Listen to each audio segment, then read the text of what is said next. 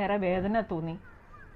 ഒരു ഭർത്താവ് പറയുകയാണ്, ഈ ഭാര്യയുടെ അവിഹിത ബന്ധമെങ്ങാനും വെളിയിലറിഞ്ഞാൽ പിന്നെ ഞാൻ ജീവിതം അവസാനിപ്പിക്കുകയല്ലാതെ എനിക്ക് വേറൊരു നിവൃത്തിയില്ല. കാരണം അത്രയേറെ നാണക്കേടിലോട്ട് ഞാൻ പോകും. ഇത്ര നല്ല ഒരു ഫേമിൻ്റെ മാനേജറായിട്ട് നിൽക്കുന്ന ആളാണ് ഞാൻ. സമൂഹത്തിൽ നിലയും വിലയുമുള്ള സാമൂഹ്യ പ്രവർത്തനങ്ങളിലെല്ലാം ഇടപെടുന്ന ഒരു വ്യക്തി എന്ന നിലയിൽ ഞാൻ ഇനി എന്ത് ചെയ്യണമെന്ന് ഓർക്കുമ്പോൾ എനിക്ക് എൻ്റെ ജോലിയിലും ബിസിനസ്സിലും പോലും ശ്രദ്ധിക്കാനായിട്ട് സാധിക്കുന്നില്ല. പ്രിയപ്പെട്ടവരെ, എനിക്ക് സംസാരിക്കാനുള്ളത് ദമ്പതിമാരോടാണ്. പല പോരായ്മകളും ന്യൂനതകളും ഒക്കെ ഉണ്ടാകാം.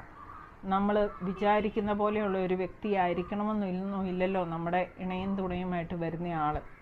എങ്കിലും അദ്ദേഹത്തിൽ അല്ലെങ്കിൽ ആ ഭാര്യയിൽ ഒരു നന്മയില്ലേ എന്ന് ചിന്തിക്കുക.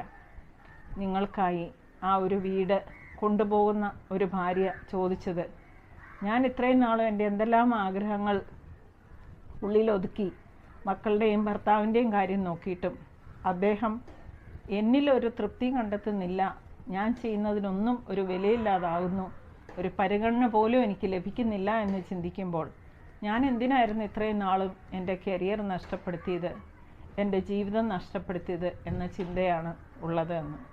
പ്രിയപ്പെട്ടവരെ, ജീവിത സായാഹ്നത്തിലോട്ട് അടുക്കുമ്പോൾ ബാക്കിയുള്ള ബന്ധങ്ങളെല്ലാം ഏകദേശം ഇല്ലാതാകും. ഭർത്താവിന് ഭാര്യയും ഭാര്യയ്ക്ക് ഭർത്താവും മാത്രമേ ശാരീരികമായും മാനസികമായിട്ടൊക്കെ തളർച്ചകളും വീഴ്ചകളും ഒക്കെ സംഭവിക്കുമ്പോൾ കൂടെ ഉണ്ടാകൂ എന്ന കാര്യം നമ്മുടെ ഓർമ്മയിൽ വേണം. സാമ്പത്തികമെല്ലാമല്ല, പൈസ ഉണ്ടെങ്കിലെല്ലാം നമ്മൾ നേടുകയില്ല എന്നും കൂടെ ചിന്തിക്കണം. ഈ ഒരു കരാറ് ഉടമ്പടി ഒപ്പുവെച്ച് അതിലേക്ക് കയറുമ്പോൾ കുറച്ച് വിട്ടുവീഴ്ചകൾ രണ്ട് ഭാഗത്തുനിന്നും ഉണ്ടാകേണ്ടതല്ലേ? സ്വന്തമായി കരുതുന്ന ഭർത്താവ് അല്ലെങ്കിൽ ഭാര്യ മറ്റൊരാളുമായി ബന്ധത്തിലാകുന്നു എന്ന് കാണുമ്പോൾ അവർക്കുണ്ടാകുന്ന മാനസിക വ്യഥ കൂടെ നാം ഒന്ന് കണക്കിലെടുക്കേണ്ടതല്ലേ?